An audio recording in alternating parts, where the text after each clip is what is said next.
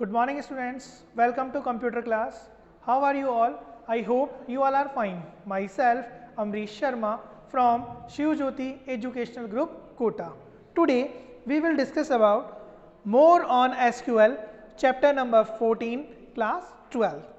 In this chapter we will discuss about introduction, ordering records in result order by clause, aggregate functions, types of SQL functions, grouping result, group by method. Yes, student, you have worked with basic SQL commands in your previous classes and used database MySQL. Yes, student, you know very well what is SQL.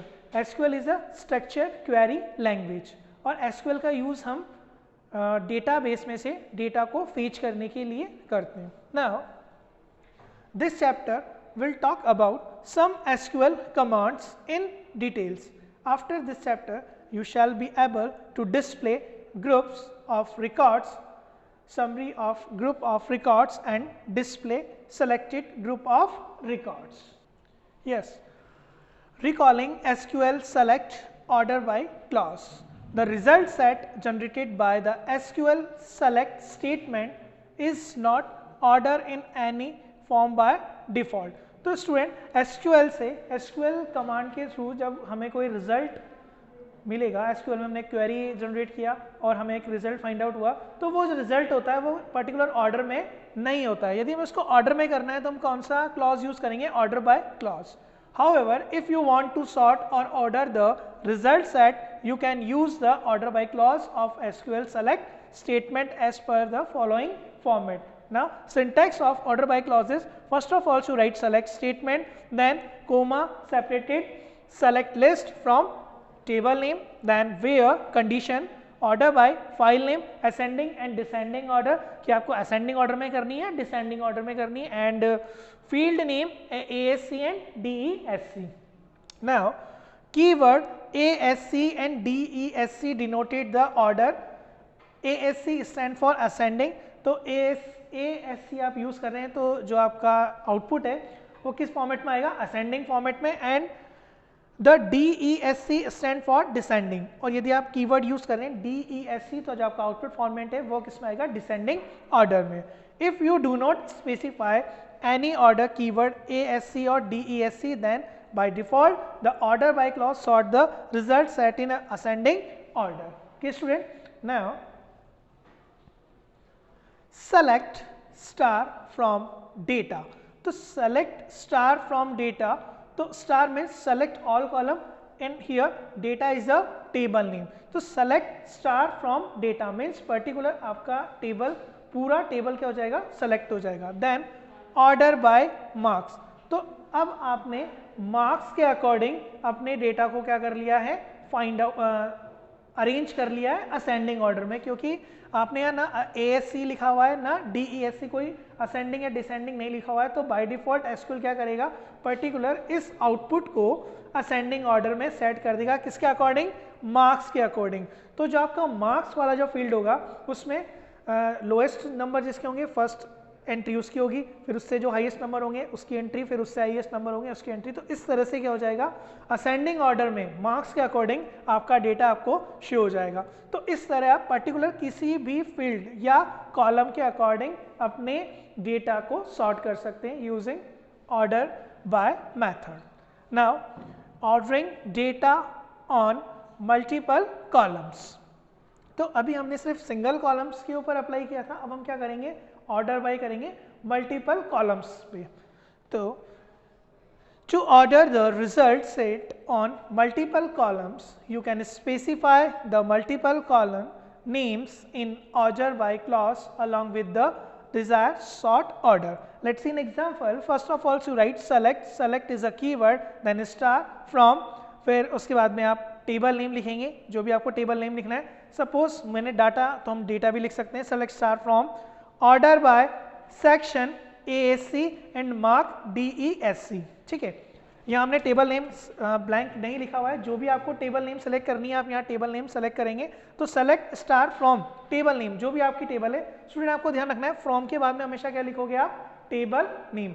यदि आप इस तरह से query लिख रहे हो select star from order by section ASC and mark DESC, अगर आपने इतना क्वेरी लिख के इसको रन कराओगे तो क्या हो जाएगा, यहाँ पर आपके एरर आएगी, क्योंकि सबसे इंपॉर्टेंट टास्क होता है टेबल नेम।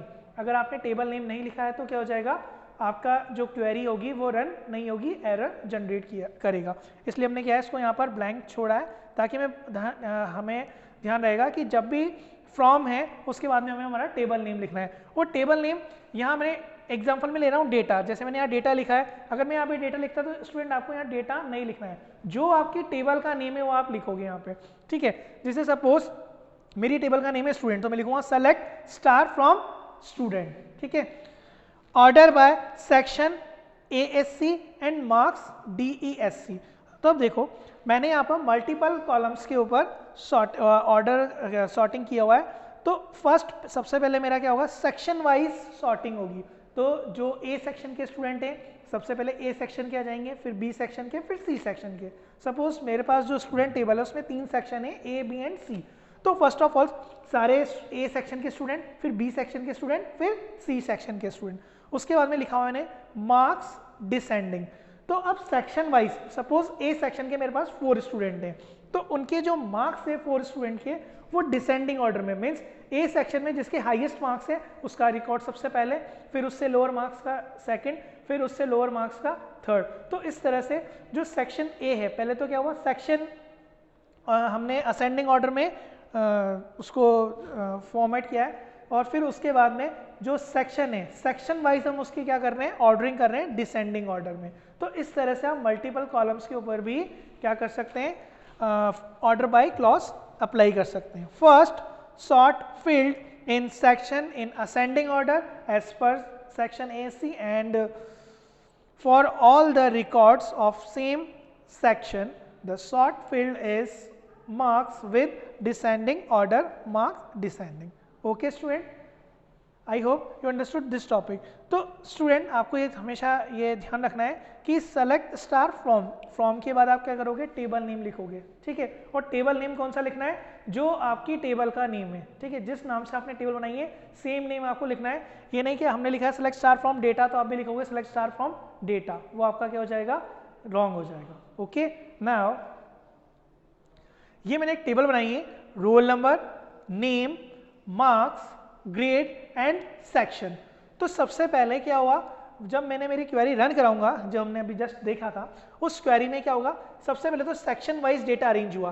तो सेक्शन वाइज A सेक्शन वाला डेटा अरेंज हो गया, B सेक्शन का डेटा अरेंज हो गया एंड C सेक्शन का डेटा अरेंज हो गया। तो हमारा पहला जो क्वेरी था वो सॉल्व हो गया कि हमने डेटा को सेक्शन वाइज अरेंज कर दिया। नाउ अब हम इस A सेक्शन में जो मार्क्स हमारा है उसको अरेंज करेंगे और डिसेंडिंग ऑर्डर में। तो सबसे पहले A सेक्शन में 76.80, 71.20 and 66.00 and 59.50।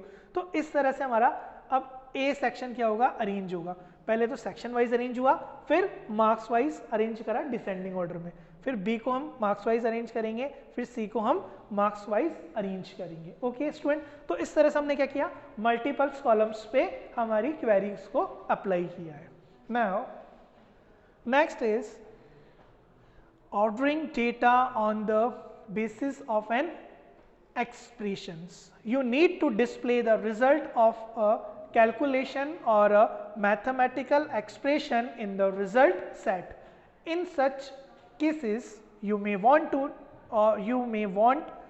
or need to arrange your result set in the order of the calculated expression. The order by clause allows you to include the mathematical expression to order the result set by it. However, to arrange a result set on the basis of a mathematical expression, you should preferable include the mathematical expression in the select list so that it become easy. Yes student, order by clause के में हम क्या कर सकते हैं, mathematical expression भी use कर सकते हैं। Let's see an example, Consider the following example statement that arrange the result set on the basic of a calculated result. हम एग्जाम्पल ले रहे हैं, select roll number, name, grade, section. तो ये तो हमें कहाँ मिल गया, हमारे टेबल्स में roll number, name, grade and section. और जो मार्क्स हैं उस मार्क्स को हमें क्या करना है, मल्टीप्लाई करना है 0.35 से. ओके, तो जो मार्क्स हैं हमें उसको क्या करना है, मल्टीप्लाई कर दिया 35 से. तो अब ये क्या हो गया, अभी तक तो हम क्या कर रहे थे, ओनली जो हमारी टेबल थी उसमें से डेटा को फेच कर रहे थे, प्री डिफाइंड डेटा को, जो डेटा पहले से डिफाइन है. बट अब हम यहाँ क्या कर रहे हैं, जो मार्क्स हैं उस मार्क्स को हमने क्या कर दिया, मल्टीप्लाई कर दिया 0.35 से. मीन्स मैथमेटिकल फंक्शन हमने इसमें यूज किया है. फ्रॉम डेटा, एक डेटा टेबल है उसमें से जो भी आपकी टेबल होगी वो टेबल नेम आपको यहाँ लिखना है. Then where marks is greater than 70, सिर्फ उन्हीं का ही डेटा डिस्प्ले होगा जिनके मार्क्स क्या है, ज़्यादा हैं किससे, 70 से. ऑर्डर बाय सेक्शन असेंडिंग और मार्क्स इनटू 0.35 डिसेंडिंग. तो सेम क्वेरी है, सिर्फ हमने एक नया यहाँ पर एक क्या कर दिया है, मार्क्स जो हैं उसको किससे मल्टीप्लाई कर रहे हैं हम, 0.35 से. बाकी पूरी क्वेरी एज इट इज है. तो देखो रोल नंबर बन गया, नेम आ गया, ग्रेड आ गया, सेक्शन के अकॉर्डिंग ही क्या हो गया, अरेंज हो गया हमारा डेटा.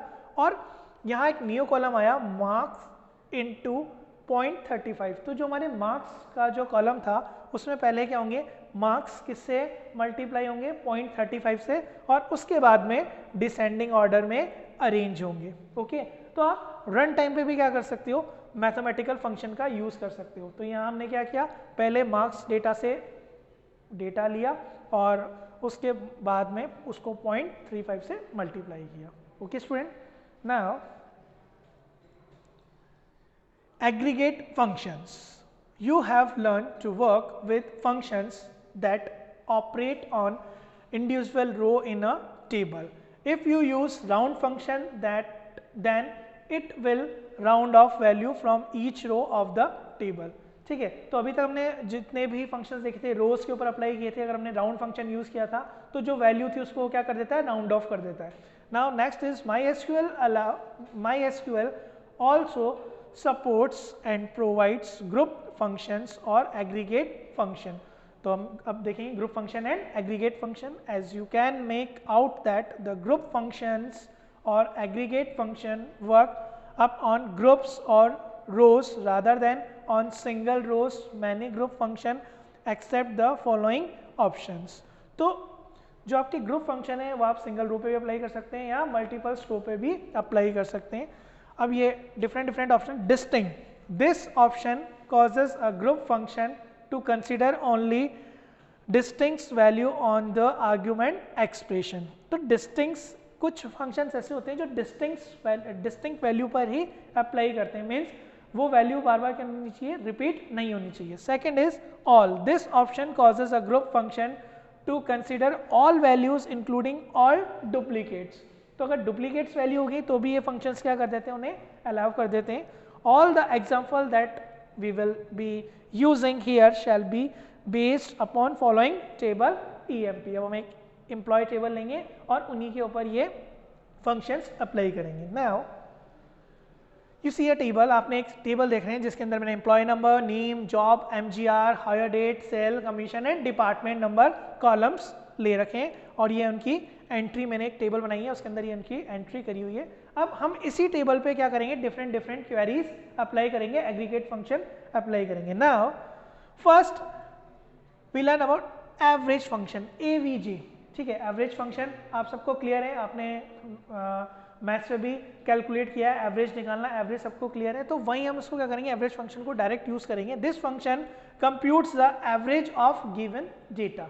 ठीक है, now syntax of average function is AVJ. First of all, you write AVJ, then distinct या all and a written average value of parameters. ठीक है, argument type numeric and return value numeric. तो ये value जो लेगा वो भी numeric लेगा, मीन्स कोई नंबर लेगा, और जो वैल्यू रिटर्न करेगा वो भी कोई नंबर रिटर्न करेगा. Example, calculate average salary of all employees listed in table EMPL. तो हमें क्या करना है, हमारी जो टेबल अभी हमने देखी थी उसके अंदर से हमें इस टेबल में से ये जो सैलरी का ऑप्शन, सेल जो हमारा कॉलम है सेल ऑप्शन, इसमें हमें क्या करनी है, एवरेज सैलरी फाइंड आउट करनी है।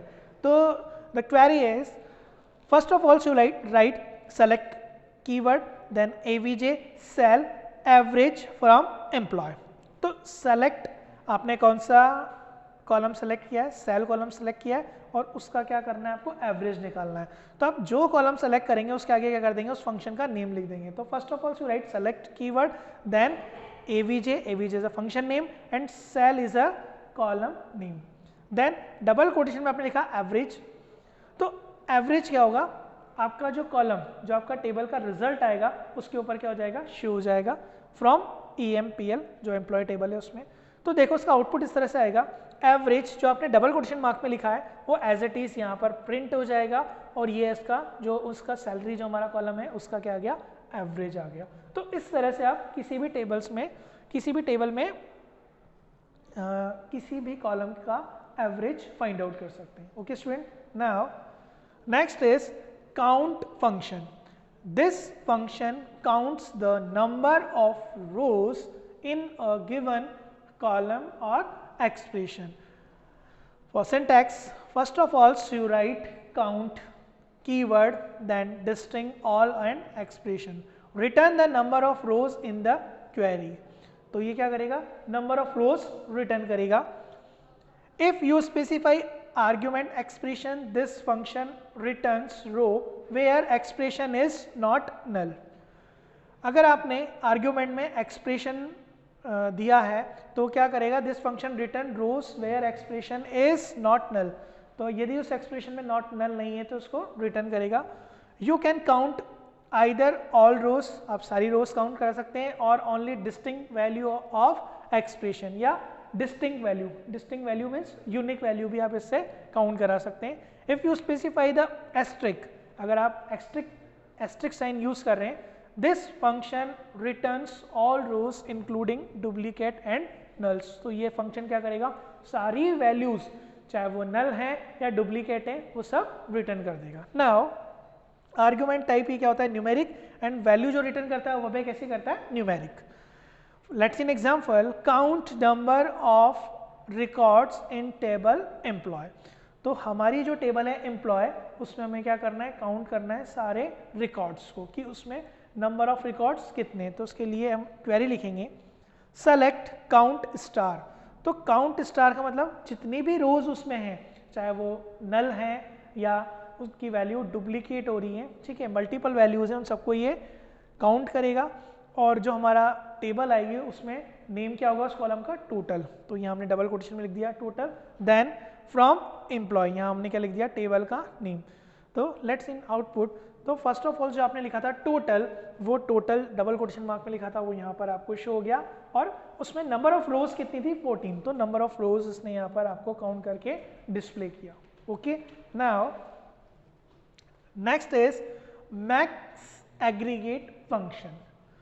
This function returns the maximum value from a given column or expression. तो मैक्स फंक्शन क्या करेगा, पर्टिकुलर जिस कॉलम पे आपने इसको अप्लाई किया है उस कॉलम में मैक्सिमम वैल्यू, मतलब सबसे बड़ी वैल्यू को ये आपको क्या कर देगा, एज अ रिजल्ट प्रोवाइड कर देगा। Let's see in syntax, first of all you write max keyword then distinct और all and expression, return maximum value of argument expression. तो ये क्या आपको रिटर्न कर देगा, maximum value. Let's see an example, argument type क्या होगा इसका, न्यूमेरिक, एंड रिटर्न वैल्यू भी क्या करेगा, न्यूमेरिक, लेगा भी कोई नंबर और आपको रिटर्न भी क्या करेगा, कोई नंबर रिटर्न करेगा। Display maximum salary from table employee. तो जो हमने टेबल बनाई है एम्प्लॉय, उसमें जो सैलरी कॉलम है उसमें जिस एम्प्लॉय की सैलरी मैक्सिमम है वो मैक्सिमम सैलरी क्या कर दे, डिस्प्ले करा दे। तो क्वेरी आप जनरेट करेंगे, first of all you write select keyword then max sal. तो सेल, तो ये sal is a column name, तो सेल तो मेरा क्या है, कॉलम नेम, और मुझे इसमें से कौन सी वैल्यू फाइंड आउट करनी है, मैक्सिमम वैल्यू, मैक्स। तो इसके आगे मैं क्या लिखूंगा, max function, and double quotation mark में लिख दूंगा मैक्सिमम सैलरी फ्रॉम एम्प्लॉय। तो रिजल्ट क्या आएगा, मैक्सिमम सैलरी, ये तो मेरा क्या हो गया, कॉलम नेम, और जो मैक्सिमम सैलरी थी वो क्या हो गई, यहाँ पर शो हो गई। नाउ नेक्स्ट इज मिन। मिन फंक्शन क्या करेगा, जो पर्टिकुलर आपकी टेबल में जो आप कॉलम सेलेक्ट कर रहे हो उसमें मिनिमम जो वैल्यू होगी उसको एज ए आउटपुट शो कर देगा। Now this function returns the minimum value from a given column or expression. Let's see in syntax, min, distinct, all and expression returns minimum value of argument expression. First of all argument type वही numeric and return value भी क्या देगा आपको numeric. Let's see an example, display the joining date of senior most employee. तो आपको क्या करनी है, ज्वाइनिंग डेट आपको डिस्प्ले करानी है किसी भी जो आपका एम्प्लॉय है उसकी, तो क्या कर देगा, सबसे मिनिमम डेट क्या कर देगा, डिस्प्ले कर देगा। सेलेक्ट मिन हायर डेट, तो हायर डेट जो हमारा कॉलम है उसमें से मिनिमम डेट को क्या करेगा, ये डिस्प्ले करेगा फ्रॉम एम्प्लॉय, और हमने उस जो हमारी आउटपुट आएगा, हमें आउटपुट मिलेगा, उसका कॉलम नेम हमें क्या रखना है, मिनिमम हायर डेट, तो क्या डिस्प्ले कर देगा, मिनिमम हायर डेट 1990 12 18, ठीक है, ईयर मंथ एंड डेट के फॉर्मेट में। स्टूडेंट हम ये डबल कोटेशन मार्क में ये जो हमारा कॉलम नेम लिख रहे हैं वो इसलिए लिख रहे हैं क्योंकि पर्टिकुलर जो एग्रीगेट फंक्शन होता है उससे हम एक नई वैल्यू जनरेट करा रहे हैं। अगर हमें कोई, जब भी हमने सेलेक्ट किया था सेलेक्ट एम्प्लॉय नेम, तो एम्प्लॉय नेम तो क्या था, हमारी टेबल में था, तो एज इट इज हमें वहाँ कुछ नेम लिखने की जरूरत रिक्वायरमेंट नहीं थी क्योंकि एम्प्लॉय नेम कहाँ से आ रहा था, डायरेक्ट टेबल में से। पर अब हम जो फाइंड आउट कर रहे थे मिनिमम सैलरी, मैक्सिमम सैलरी, तो ये हमारे टेबल में कोई कॉलम नहीं है इस तरह का मिनिमम सैलरी या मैक्सिमम सैलरी का, तो इसलिए हम क्या कर रहे हैं, डबल कोटेशन मार्क में ये वैल्यू पुट कर रहे हैं। Okay student, now next is sum. This function returns the sum of values in given column और एक्सप्रेशन। तो सम फंक्शन क्या करेगा, पर्टिकुलर आपकी टेबल में जो कॉलम होगा उसकी वैल्यूज को क्या कर देगा, टोटल कर देगा, जितनी भी वैल्यूज होगी उन सब वैल्यूज का सम कर देगा। Now syntax is sum distinct all and N, और return sum of value of N. Yes, तो argument type numeric and return value numeric. तो जब भी आप टोटल करेंगे तो टोटल में क्या होगा, कोई ना कोई न्यूमेरिक वैल्यू होगी, तो जो उसका आर्ग्यूमेंट टाइप होगा वो भी कोई नंबर होगा, और जो वैल्यू रिटर्न करेगा वो भी एक नंबर होगा। Let's see an example, display total salary of all employees listed in table employee 1। तो first of all you write select keyword, then column name sal, here sal is a column name and sum is a function name, total salary from employee. तो आपका result जो show होगा वो इस तरह से show होगा। फर्स्ट ऑफ ऑल यहाँ पे क्या दिखेगा आपको, टोटल सैलरी, और यहाँ जो ये टोटल सैलरी वो आपकी डिस्प्ले हो जाएगी। Okay, yes, next is placing condition on group having clause. Yes student, having clause का यूज जब करेंगे जब हम वेयर कंडीशन यूज नहीं करते हैं। Let's see an example, to display the jobs where the number of employees is less than 3। ठीक है, तो हमें जिन एम्प्लॉयज की डिटेल देखनी है जिनकी जॉब्स लेस देन 3 से। Select job and count star, तो सब first of all you right job column, ठीक है, और काउंट स्टार मीन्स एनालिसिस, जिनके एम्प्लॉय 3 से कम है, जिन रिकॉर्ड में या जिन जॉब्स में एम्प्लॉय 3 से कम है उन्हें हमें काउंट करके शो करना है। तो first of all you write select job and count star, तो जॉब आ जाएगा and count star from employ table, group by job, किसके अकॉर्डिंग करना है, ग्रुप किसके अकॉर्डिंग करना है, जॉब के, having count star is greater less than 3, having count star less than 3।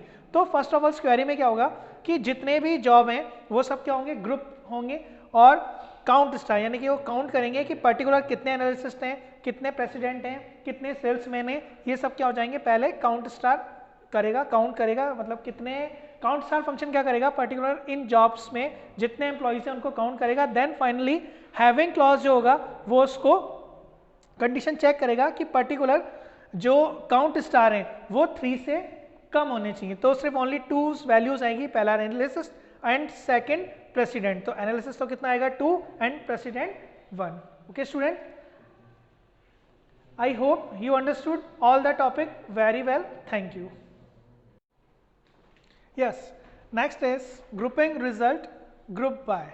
The group by clause combines all those records that have identical values in a particular field or a group of fields. This grouping result into one summary record per group if group functions are used with it. In other words, the group by clause is used in select statement to divide the table into groups. Grouping can be done by a column name or with aggregate function, in which case the aggregate procedures a value for each group. For example, to calculate the number of employee in each grade. Yes student, अभी आपको क्या करना है, group by में particular जो different आपके table में different columns हैं, उन कॉलम्स की हम ग्रुपिंग करेंगे और उनके अकॉर्डिंग रिजल्ट फाइंड आउट करेंगे. Select job and count star. तो यहाँ पर 2 वैल्यूज आपको प्रिंट करनी है. फर्स्ट जॉब, तो पहले हम जो ग्रुपिंग करेंगे वो जॉब के ऊपर करेंगे. पर्टिकुलर हमारा जो जॉब कॉलम है उसमें कितनी वैल्यूज है. तो जॉब में analyst, clerk, manager, president and salesman. तो ये सब क्या हो जाएंगे, फर्स्ट ऑफ ऑल उनकी ग्रुपिंग हुई. Then count star. अब हमें क्या करना है, पर्टिकुलर जितने एनालिसिस्ट हैं उन सबको क्या करना है, काउंट करना है. तो पहले जॉब की ग्रुपिंग एंड देन उसके बाद में उनको काउंट किया है. तो select job count star from employ group by job. तो जॉब के अकॉर्डिंग क्या करना है, उन्हें काउंट करना है. तो फर्स्ट ऑफ ऑल अपने जॉब जैसे analyst, clerk, manager, president and salesman. और कितने एनालिसिस्ट हैं, 2, क्लर्क 4, मैनेजर 3, प्रेसिडेंट 1, सेल्समैन 4. तो उनके अकॉर्डिंग अब क्या हुआ, ग्रुप हुआ है. तो ग्रुप बाय में आप क्या करते हैं, डिफरेंट कॉलम्स के ग्रुप बनाते हैं. पहले हमने जॉब का ग्रुप बनाया और फिर उसके अकॉर्डिंग उसमें कितने नंबर्स ऑफ मेंबर्स हैं उनको भी काउंट किया है. Okay student. Now next is nested groups grouping on multiple columns. हम क्या करेंगे, ग्रुपिंग करेंगे मल्टीपल कॉलम्स पे. With group by clause you can create groups with in groups. Such type of grouping is called nested grouping. जब हम group के ऊपर फिर ग्रुपिंग करते हैं तो उसको हम क्या बोलेंगे, नेस्टेड ग्रुपिंग.